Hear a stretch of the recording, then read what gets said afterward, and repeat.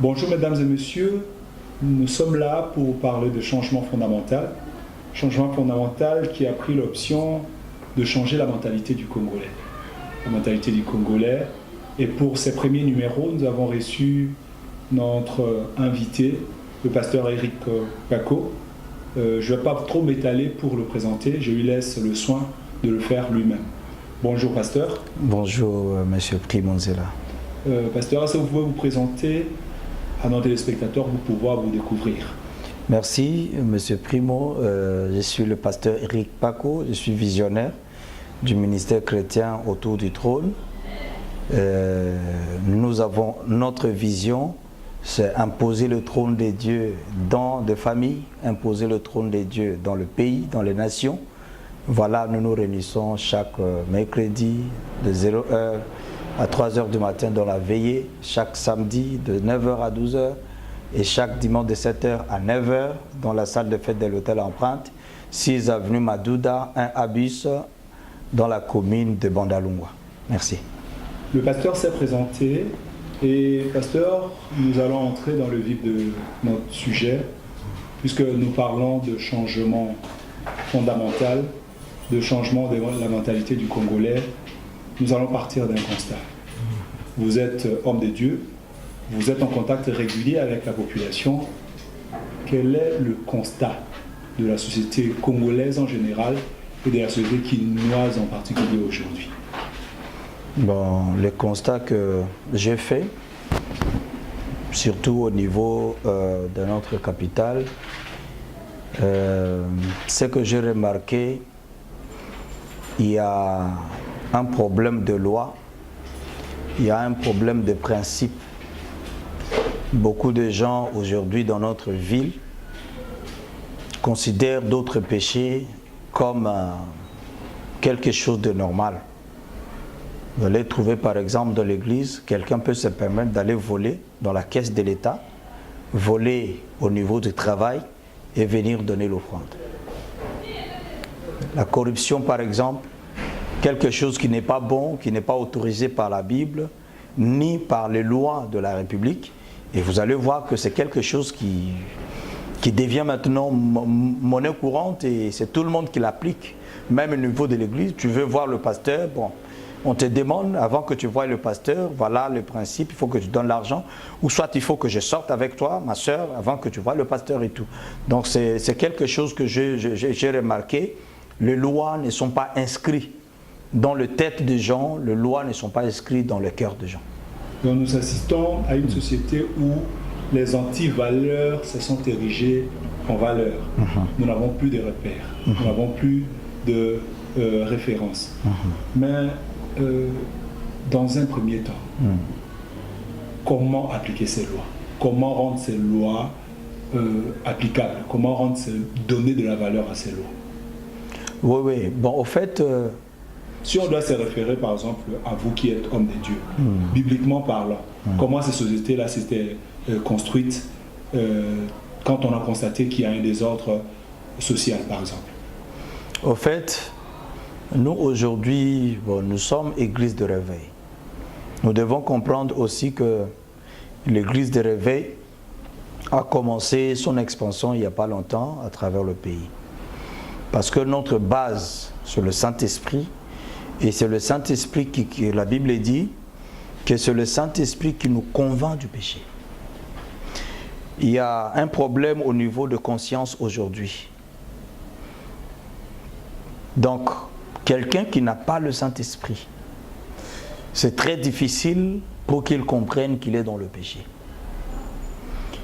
Vous pouvez remarquer une chose, une personne qui a le Saint-Esprit, s'il tombe dans le péché, ça lui fait mal. Il doit chercher à réparer avec le Seigneur. Ce qui n'est pas applicable aujourd'hui dans notre société. Quelqu'un qui vient de tomber dans le péché, quelqu'un qui vient de déconner, même une femme mariée qui vient de tomber dans l'adultère, bon non, elle est tranquille. Elle s'arrange même pour montrer aux gens qu'elle va bien. Vous voyez aujourd'hui même dans nos églises, un pasteur qui a des concubines ça et là, Mais il se permet un dimanche de prêcher aussi la bonne nouvelle, dont la conscience est par terre, la conscience est tuée, la conscience est neutralisée, parce que le Saint-Esprit n'a plus de place dans nos vies. Et aujourd'hui, le Saint-Esprit fonctionne avec le loi de Dieu. Parce que vous allez remarquer que le Seigneur a donné les 10 commandements aux enfants d'Israël. Mais avant que la Bible ne vienne, avant que l'Évangile ne nous atteigne ici, en République démocratique du Congo, les gens avaient déjà les 10 commandements. Les gens savaient que tuer, ce n'est pas bien. Les gens savaient que prendre la femme d'autrui, ce n'est pas bon. Et c'est sur base de cette loi que le Saint-Esprit interpelle les gens.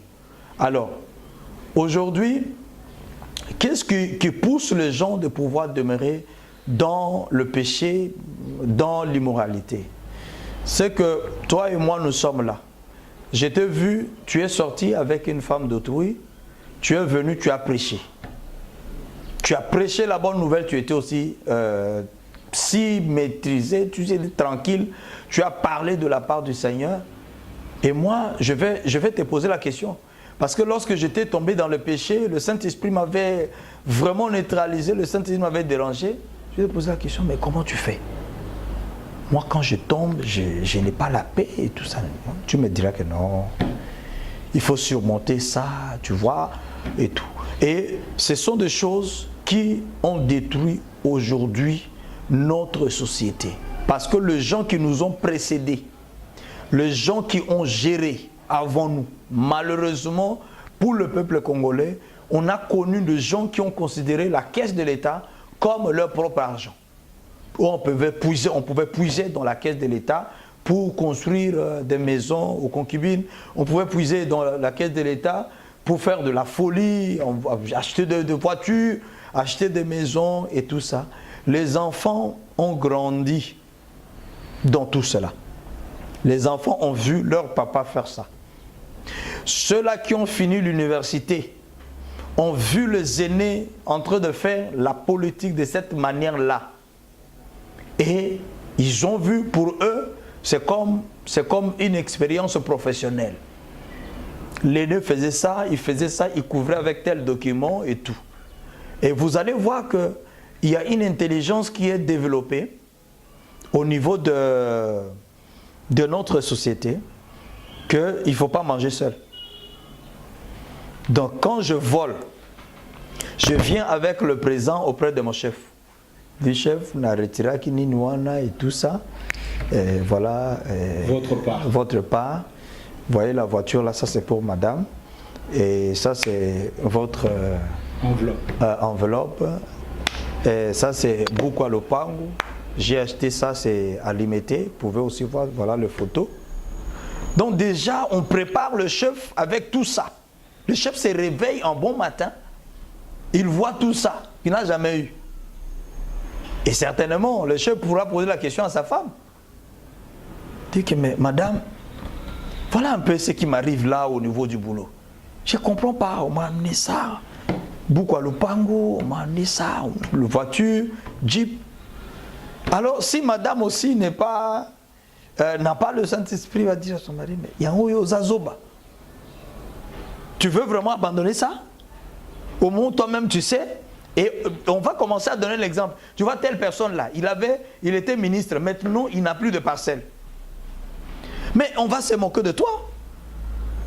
Deuxièmement, mon frère Primo, aujourd'hui à Kinshasa, si tu voles de l'argent, par exemple, tu étais ici à Bandal, enfant de Bandal, né, grandi à Bandal, et que tu détournes l'argent, tu viens, tu construis une belle maison ici. L'immeuble, par exemple, de 10 niveaux. Tu vas voir, on va t'applaudir. Dis que non, Mbalasa, donc tu vois que c'est quelque chose, donc ce n'est plus un péché. Donc, on a érigé les antivaleurs en valeur. Exactement. Le vol est devenu quelque chose de normal. On se rend compte qu'il y a toute une génération qui a mal géré le pays et qui a fait que le pays plonge dans ces malheurs que nous sommes en train de défendre. Exact. Mais, pasteur, est-ce que nous devons continuer à gérer le pays de cette manière-là? qu'est-ce qu'il faut faire pour la génération future? Parce que ceux qui gèrent, et peut-être qui géreront dans 10 ans encore, sont déjà sur un chemin désorienté. Qu'est-ce que nous pouvons faire sur le plan de la société pour que nos enfants d'aujourd'hui ne tombent pas dans le même piège, dans la malversation, dans la corruption que nous aujourd'hui nous sommes en train de vivre? Oui, il y a deux choses. Premièrement, il y a la famille.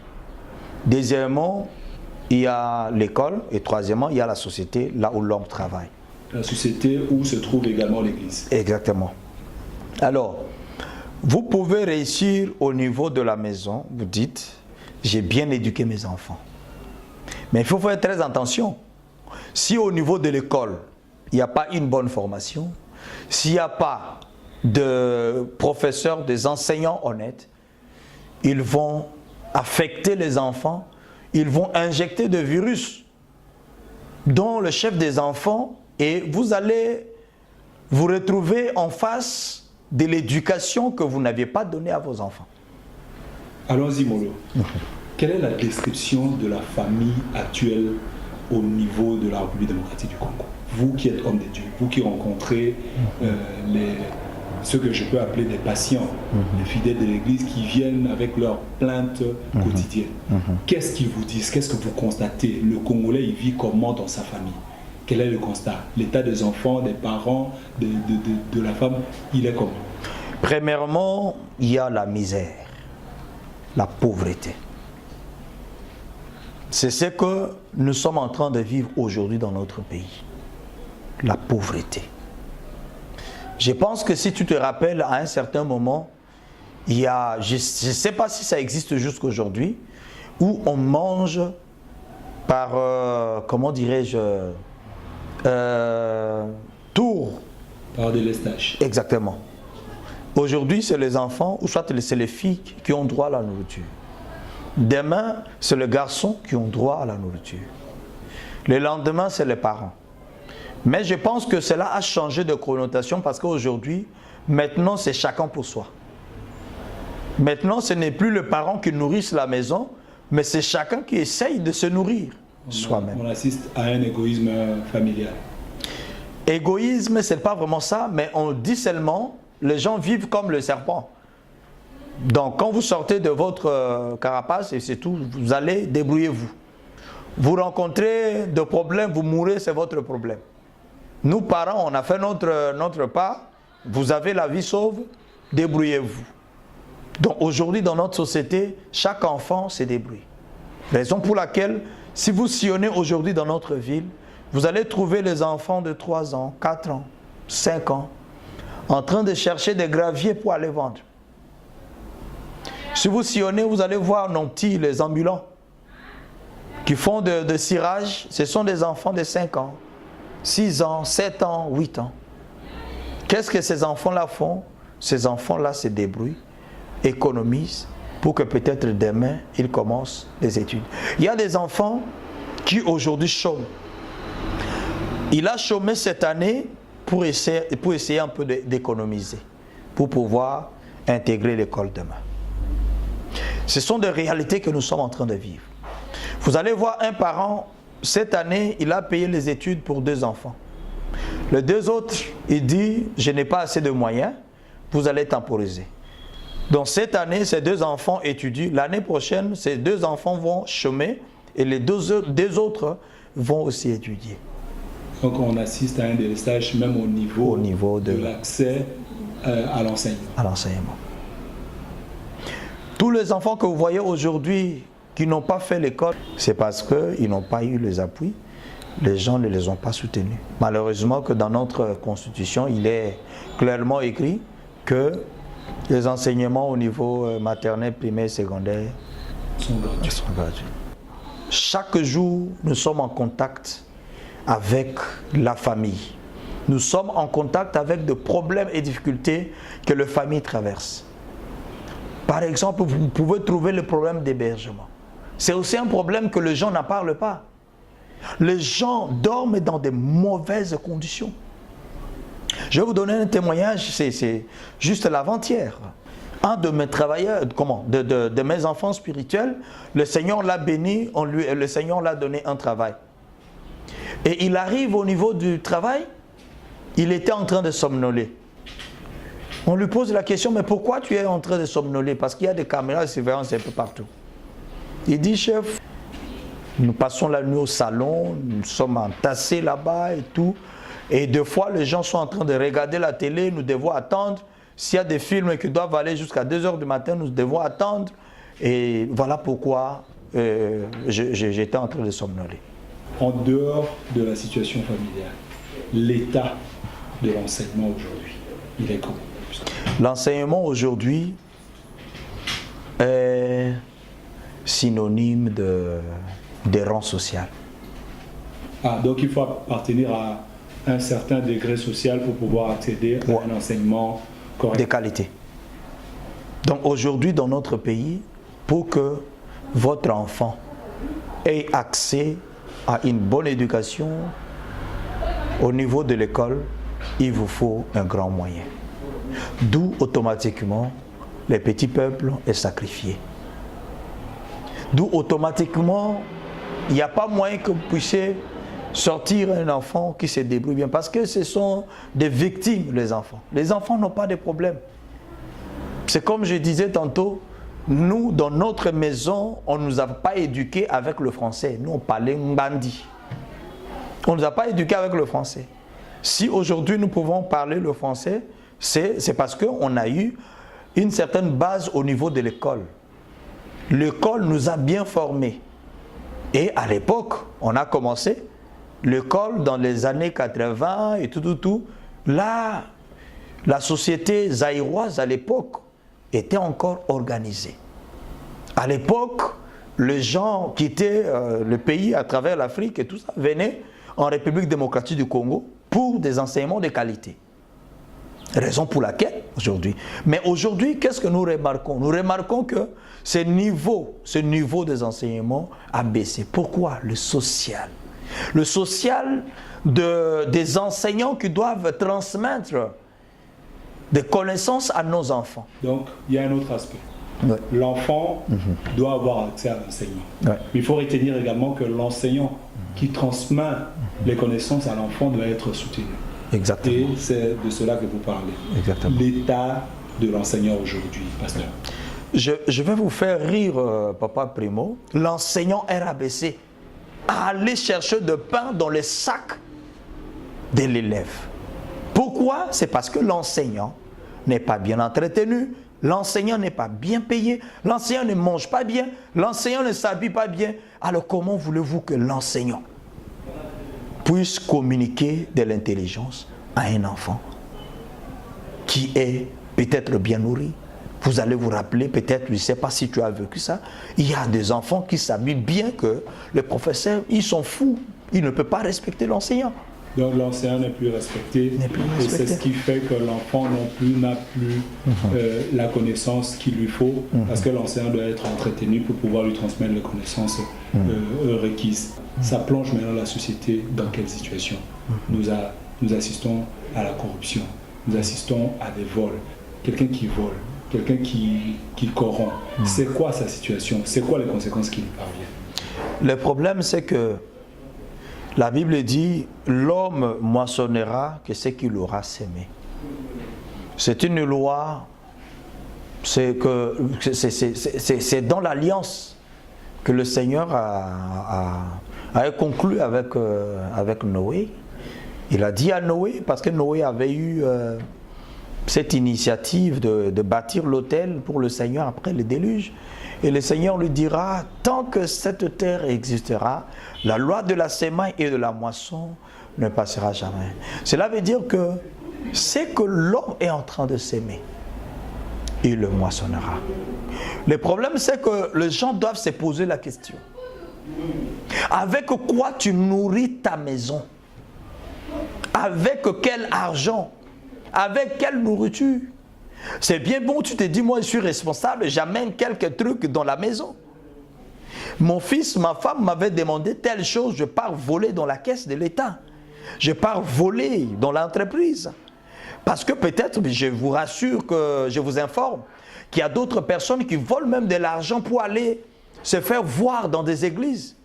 Parce qu'on a demandé ça, bon, on va me voir que je suis un donateur, je vais donner 100 $, mais oh, la personne vole dans la caisse de l'État. Oui, tu amènes ça dans l'église de Dieu, mais toi, tu ne seras pas béni, parce que ce n'est pas une bonne sémence. Donc vous retenez, vous qui prenez de l'argent, de deniers publics pour pouvoir alimenter l'église, l'église en profitera, mais vous ne serez pas béni parce que vous avez donné de l'argent à l'église. Est-ce qu'il vous arrive, vous qui êtes au niveau de l'église, de constater qu'il y a aussi des vols dans la caisse de l'église? Malheureusement que cela s'est fait aussi dans l'église. Malheureusement, il y a toujours eu des conséquences graves. Pas seulement en rapport avec l'enfer.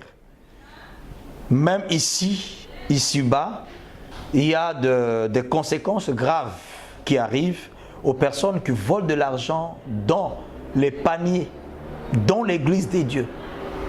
Il y a des conséquences, mais il y a même des hommes de Dieu qui détournent l'argent, par exemple, l'argent destiné à l'achat de la parcelle. Vous prenez cet argent, vous voulez faire avec de folie, vous prenez cet argent pour vous, vous achetez votre propre maison, vous baptisez votre propre villa et tout, mais il y a des conséquences. Si vous vous approchez auprès de tous ces hommes de Dieu qui ont eu à négliger l'argent destiné à la construction, par exemple, de l'église, achat des instruments et tout, ils ont eu des conséquences. Et pas seulement au niveau des hommes de Dieu, même au niveau des fidèles. Vous savez, il y a une chose que les gens oublient aujourd'hui, Papa Primo, par rapport même aux dîmes. Tu pars, tu travailles, tu as l'argent, mais tu ne payes pas ta dîme. La Bible dit dans Malachie 3, à partir du verset 8 jusqu'au verset 12, la Bible dit que vous trompez Dieu et vous êtes sous la malédiction. Imagine-toi que pour votre propre argent, vous avez travaillé du 1er au 30. Et maintenant, vous devriez normalement sortir le 1/10 pour Dieu, mais vous prenez tout, vous bouffez. Dieu dit que vous êtes sous la malédiction. Et à plus forte raison, une personne qui part voler maintenant dans la caisse. Il y a un exemple dans la Bible. Les enfants de prophète Élie. Qu'est-ce qu'ils faisaient?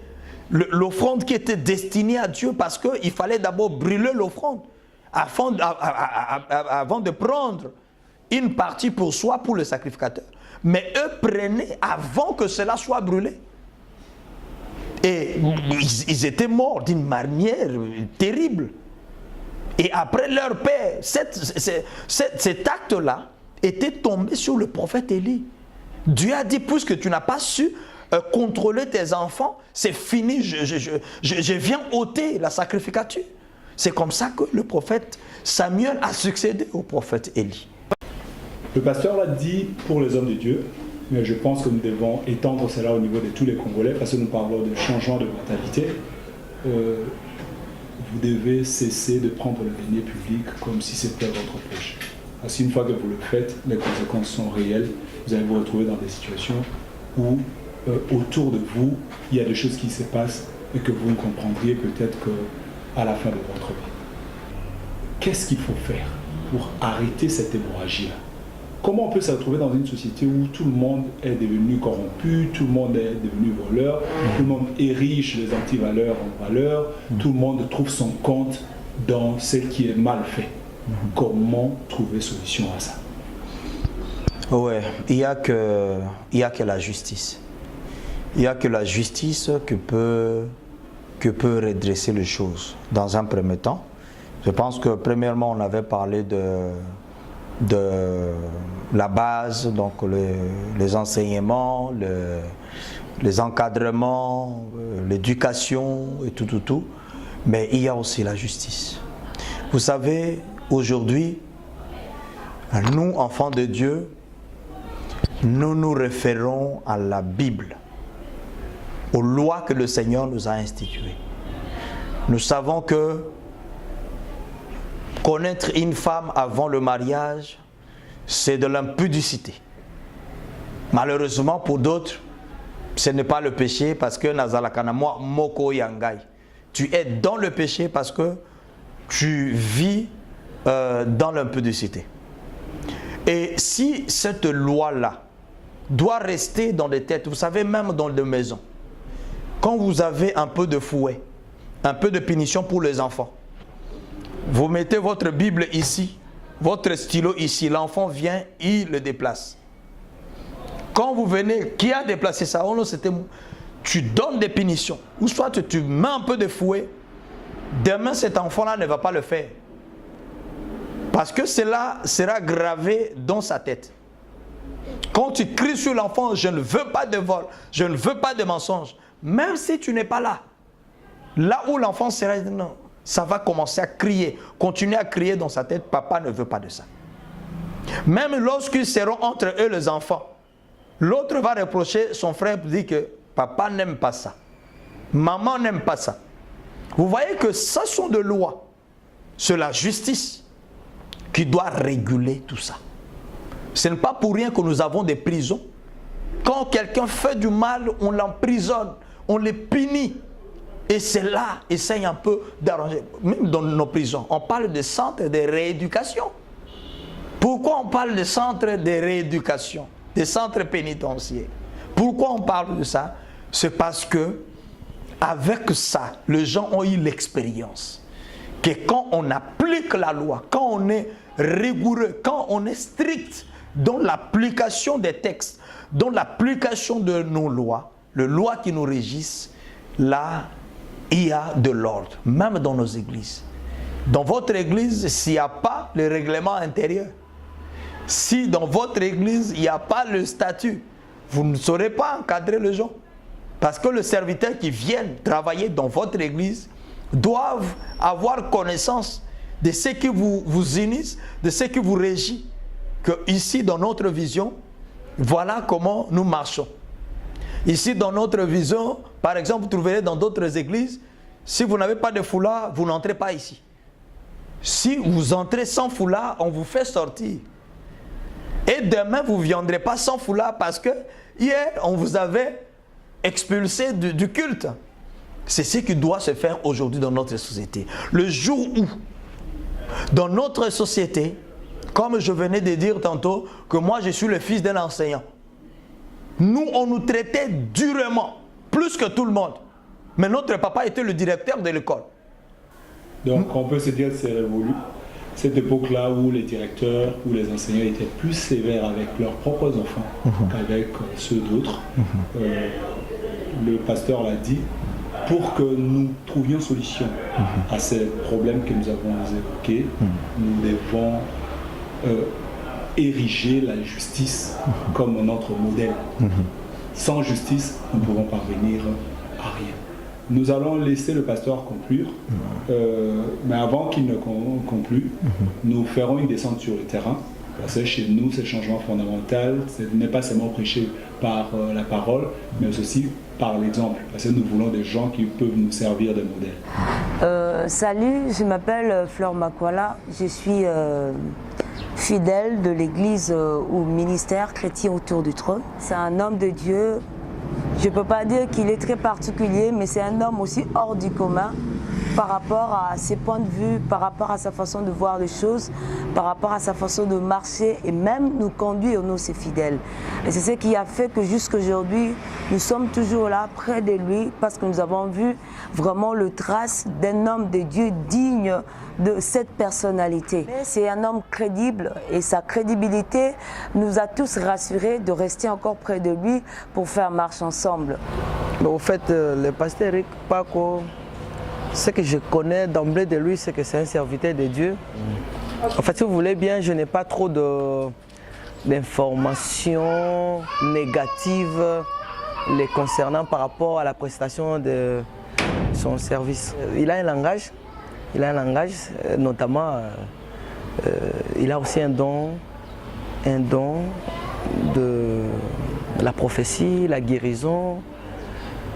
En fait, c'est quelqu'un qui ne s'expose pas, si vous voulez bien. Hein? Il est dans l'ombre.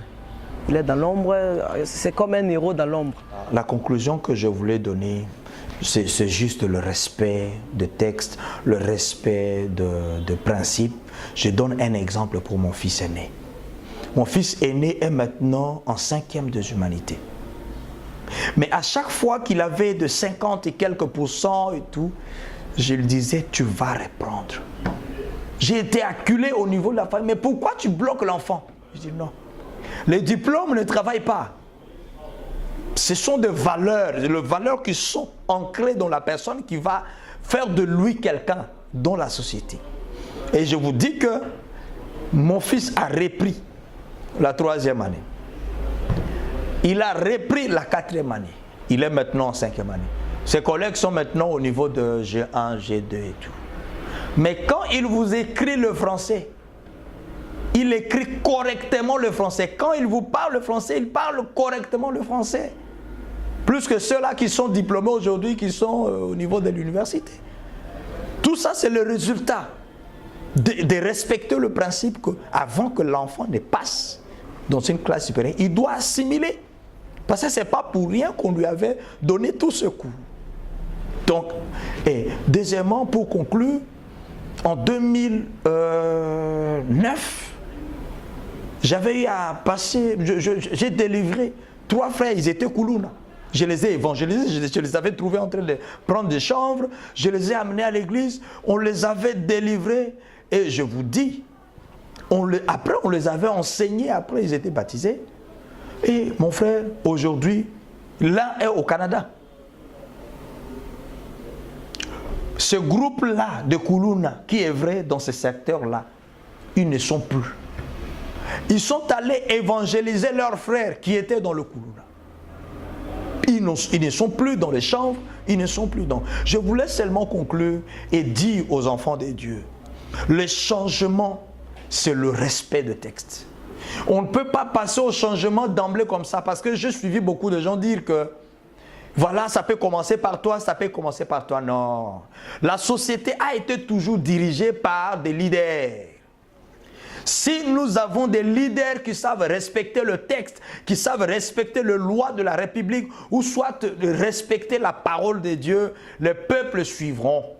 C'est ce qu'on dit qu'il n'y a pas de mauvaises troupes, il n'y a que de mauvais chefs. Le jour où les leaders comprendront, c'est là qu'ils ont des responsabilités.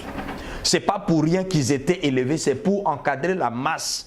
Pour encadrer la masse, on a mis à leur disposition les lois. On a mis à leur disposition la police, on a mis à leur disposition les cours et tribunaux, on a mis à leur disposition le Parlement, on a mis à leur disposition la présidence de la République. Toutes ces institutions, c'est pour encadrer la masse. Ça doit commencer par eux, ça doit commencer par la tête, par nous les leaders, nous les pasteurs. Nous devons d'abord commencer à être exemplaires. Nous devons cesser avec ces histoires de concubines. C'est alors que nous dirons aux gens, cessez avec l'impudicité. Vous, vous êtes dans le vol. L'argent de l'église, tu détournes pour aller à l'hôtel. Mais comment tu vas empêcher tes collaborateurs de ne pas voler dans le panier de l'église? Cessons avec ces pratiques. Pratiquons la parole de Dieu. Pour nous, les hommes de Dieu, et même aussi pour les gens qui nous dirigent, pratiquer la parole de Dieu. La justice élève une nation. Sachez une chose, tout ce que vous êtes en train de faire, le Seigneur va vous juger lorsqu'il viendra. Mais néanmoins, vous allez récolter ce que vous êtes en train de s'aimer.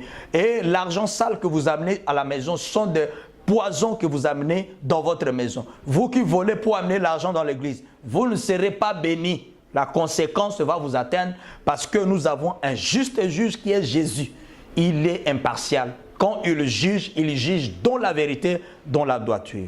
Voilà, pour finir, je voulais vous dire merci. Merci infiniment à Papa Primo Nzela. Merci infiniment pour ces magazines. Merci pour les téléspectateurs. Je voudrais seulement vous dire que notre vision, c'est imposer le trône de Dieu dans les nations, imposer le trône de Dieu dans nos travails, dans nos bureaux, dans nos familles, pour que dorénavant, Dieu soit le seul maître que le règne, que le domine, alors la maladie n'aura pas de place, ni le célibat, ni le chômage, et ainsi de suite. Si tu es encore dans le péché, répands-toi, bien-aimé, donne ta vie à Jésus. Jésus va te valoriser. Ce que tu es en train de chercher se trouve en Jésus. Ce n'est pas en dehors de Jésus. Et le Seigneur te bénira ici sur terre, mais le jour où il viendra, tu vas festoyer avec lui. Que le Seigneur vous bénisse. Merci, pasteur, d'avoir conclu avec cette émission. Je crois que vous devez retenir une chose, qu'il faut arrêter de tricher. Le pasteur a donné l'exemple de son enfant sur qui il faisait un peu de pression pour pouvoir reprendre les salles de manière à acquérir de bonnes connaissances. Je crois aujourd'hui, il témoigne même que quand l'enfant écrit, ça fait la joie de tout le monde. Nous devons cesser avec ces pratiques où nous trichons à tout bout de champ pour pouvoir passer des classes, pour pouvoir réussir, ou sinon notre vie tout entière sera de la tricherie et cela n'élève pas la nation. Sans trop parler, je pense que ça sera une première fois que nous serons avec vous dans ces magazines Changement Fondamental, mais nous continuerons à parler du changement et désormais vous serez avec nous. Retenez cette expression parce que vous allez devoir vous y habituer. Changement fondamental, c'est pour orienter le mental du Congolais vers le développement. Merci et à la prochaine.